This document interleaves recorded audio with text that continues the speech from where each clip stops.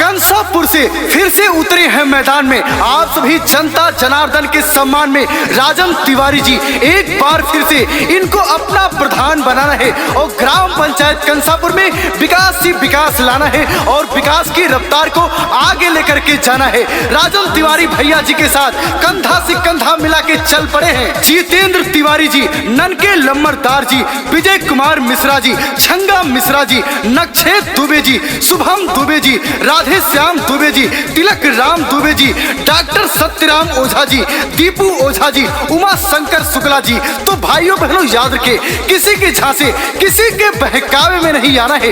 एक बार फिर से ग्राम सभा कंसापुर से अपना प्रधान राजेंद्र तिवारी जी के बेटे और आपके चहेते सबके दिलों में राज करने वाले राजन तिवारी जी को अपना प्रधान बनाना है और ग्राम सभा कंसापुर को नंबर 1 बनाना है। हर माँ का बेटा है, बहनों का भाई, जनता के हक की लड़ते लड़ाई, जनता के हक की लड़ते लड़ाई। हर माँ का बेटा ये बहनों का भाई, जनता के हक की है लड़ते लड़ाई।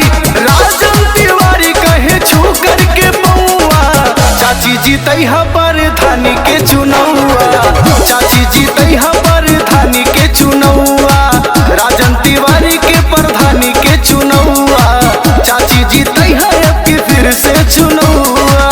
हमारे राजन तिवारी भैया ऐसे हैं, आधी रात को फोन उठाते हैं, दौड़े दौड़े आते हैं और सबके दिलों में राज करते हैं। ग्राम सभा कंसापुर को 5 साल में इतना सुंदर बना दिया है जो पिछले 10 साल में नहीं हुआ था। तो भाइयों बहनों याद रखे, इसी विकास की रफ्तार को अगर आगे लेकर के जाना है तो राजन तिवारी जी को एक बार फिर से कंसापुर का प्रधान बनाकर ग्राम सभा कंसापुर में विकास ही विकास लाना है और विकास की रफ्तार को आगे लेकर के जाना है। सबका आशीर्वाद फिर से पाएंगे, राजन तिवारी फिर से जीत के आएंगे। सबका आशीर्वाद फिर से पाएंगे, राजन तिवारी फिर से जीत के आएंगे। नौआ के अपने बढ़ाए दे नौआ, चाची जी तैहा पर धानी के चुनौआ, फिर से जीतैहा पर धानी के चुनौआ। राजन तिवारी के प्रधानी के चुनौआ, चाची जी तैहा के फिर से चुनौआ। गली गली में रोड बनवाया है, गली गली में नाली बनवाया है, हर सरकारी सुविधा मुहैया कराए हैं हमारे राजन तिवारी भैया। तो भाइयों बहनों याद रखे, एक बार फिर से अपना प्रधान बनाकर ग्राम सभा कंसापुर को नंबर 1 बनाना है और अपने जिले के टॉप पे लेकर के जाना है। तो अपना प्रधान सिर्फ और सिर्फ राजन तिवारी को बनाना है और अपने क्षेत्र में विकास ही विकास लाना है। कौनो या फतवाड़ी दौरा दौरा यही है, आधी रात का ये फोनवा उठाई है।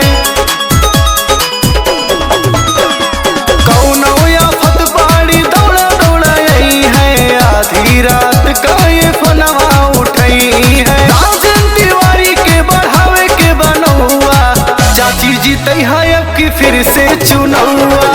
राजन तिवारी के प्रधानी के चुनौआ, चाची जी तैहा की फिर से चुनौआ।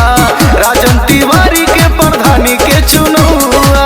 दादा ने ठाना है, दादी ने ठाना है, माताओं ने ठाना है, बहनों ने ठाना है, एक बार फिर से भूल नहीं जाना है, अपना प्रधान सिर्फ और सिर्फ राजन तिवारी को बनाना है।